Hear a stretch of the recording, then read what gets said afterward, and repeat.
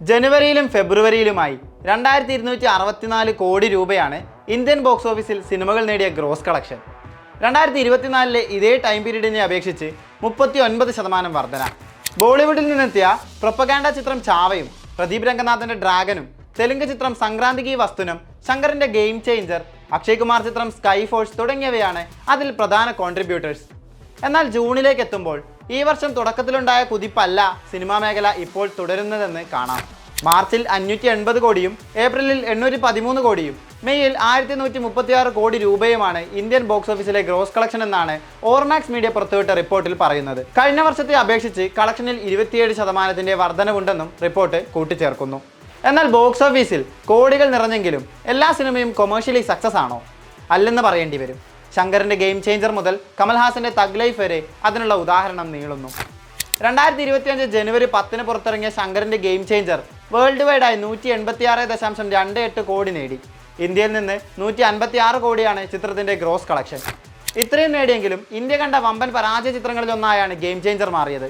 450 കോടി രൂപയെന്ന വമ്പൻ ബഡ്ജറ്റിലായിരുന്നു രാംചരൺ നായകനായെത്തിയ ചിത്രം പുറത്തിറങ്ങിയത്. ഇതിന്റെ പകുതി പോലും സിനിമയ്ക്ക് നേടാനായില്ല.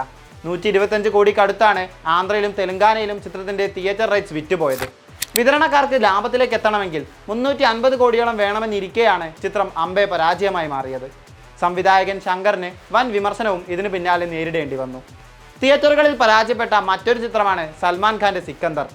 AR മുരുകദോസിന്റെ സംവിധാനത്തിൽ പുറത്തിറങ്ങിയ ചിത്രത്തിന്റെ ബഡ്ജറ്റ് 200 കോടിക്ക് മുകളിലാണ്. എന്നാൽ ചിത്രത്തിന് വേൾഡ് വൈഡായി 185 കോടിയോളം മാത്രമേ നേടാനായുള്ളൂ എന്നാണ് ട്രാക്കിംഗ് വെബ്സൈറ്റായ സാഗ്നിൽക്ക് റിപ്പോർട്ട് ചെയ്യുന്നത്. അതേസമയം മെയ് 1 പുറത്തിറങ്ങിയ അജയ് ദേവ്ഗണിന്റെ റെയ്ഡ് 2 237 കോടി രൂപയുമായി ഹിറ്റടിച്ചിട്ടുണ്ട്. ജൂൺ 6 പുറത്തിറങ്ങിയ ബോളിവുഡ് ചിത്രം ഹൗസ്ഫുൾ 5ഉം 248 കോടിക്ക് മുകളിൽ നേടി തിയേറ്ററുകളിൽ വിജയക്കുതിപ്പ് തുടരുന്നുണ്ട്. ബോളിവുഡിന്റെ വമ്പൻ തിരിച്ചുവരവിനുള്ള തുടക്കമായി ഈ വിജയങ്ങളെ കണക്കാക്കാം. തമിഴ് സിനിമകളാണ് പ്രധാനമായും കളക്ഷനിൽ തകർന്നു വീണത്. വമ്പൻ താരങ്ങൾ 300-400 കോടിയൊക്കെ നിസ്സാരമായി നേടിയെടുക്കുന്ന കോളിവുഡിൽ ഇത്തവണ 200 കോടി പോലും കടന്നത് ഒരൊറ്റ ചിത്രമാണ്, അജിത്തിന്റെ ഗുഡ് ബാഡ് അഗ്ലി. കമൽഹാസനും സൂര്യയും വിക്രവുമെല്ലാം വമ്പൻ സിനിമകളുമായി എത്തിയെങ്കിലും പലരും വിയർത്താണ് തിയേറ്റർ വിട്ടത്. അജിത്തിന്റെ തന്നെ വിടാമുയർച്ചി 135 കോടി നേടിയെങ്കിലും 200 കോടിക്ക് മുകളിലാണ് ചിത്രത്തിന്റെ ബഡ്ജറ്റ് എന്നാണ് റിപ്പോർട്ട്. വൻ ഹൈപ്പിലായിരുന്നു കാർത്തിക് സുബ്ബരാജ് സൂര്യ കോംബോയുടെ റെട്രോ എത്തിയത്. എന്നാൽ ആ ഹൈപ്പ് കാത്തില്ലെന്ന പ്രതികരണങ്ങളോടൊപ്പം കളക്ഷനും വൻ തോതിലിടിഞ്ഞു. റെട്രോയ്ക്ക് 100 കോടി പോലും നേടാനായില്ലെന്നാണ് ട്രാക്കർമാർ റിപ്പോർട്ട് ചെയ്യുന്നത്. പരാജയങ്ങൾ അവസാനമായി എത്തി നിൽക്കുന്നത് കമൽഹാസന്റെ തഗ് ലൈഫിലാണ്. നായകന് ശേഷം മണിരത്നവും കമലും ഒന്നിച്ചപ്പോൾ ഒരു സിനിമാറ്റിക് മാജിക്കാണ് പ്രേക്ഷകർ പ്രതീക്ഷിച്ചത്. എന്നാൽ ആ മാജിക് നൽകാൻ അവർക്കായില്ലെന്നാണ് കളക്ഷൻ റിപ്പോർട്ടുകൾ നൽകുന്ന സൂചന. ജൂൺ 5 പുറത്തിറങ്ങിയ ചിത്രത്തിന് 2 ആഴ്ച പിന്നിടുമ്പോഴും 95 കോടി മാത്രമാണ് നേടാനായത്. കന്നഡ ഭാഷാ വിവാദവും കർണാടകയിൽ സിനിമയ്ക്ക് നേരിടേണ്ടി വന്ന വിലക്കുമെല്ലാം ഈ തകർച്ചയിൽ ഒരു ഘടകമായി പറയാം.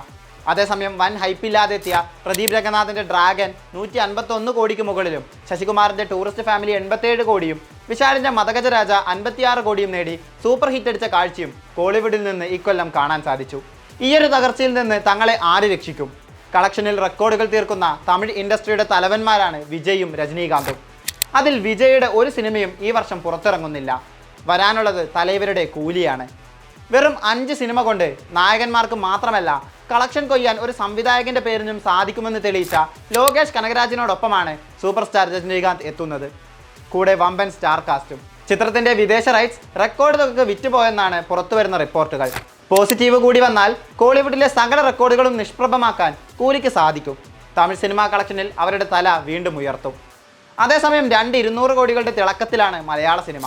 മോഹൻലാലിന്റെ എമ്പുരാൻ, തുടരും എന്നീ ചിത്രങ്ങൾ 2025 ഇന്ത്യൻ ബോക്സ് ഓഫീസിലെ ഗ്രോസ് ഡൊമസ്റ്റിക് കളക്ഷനിൽ ആദ്യ 10 ഓർമാക്സ് മീഡിയയുടെ റിപ്പോർട്ടിൽ പറയുന്നു.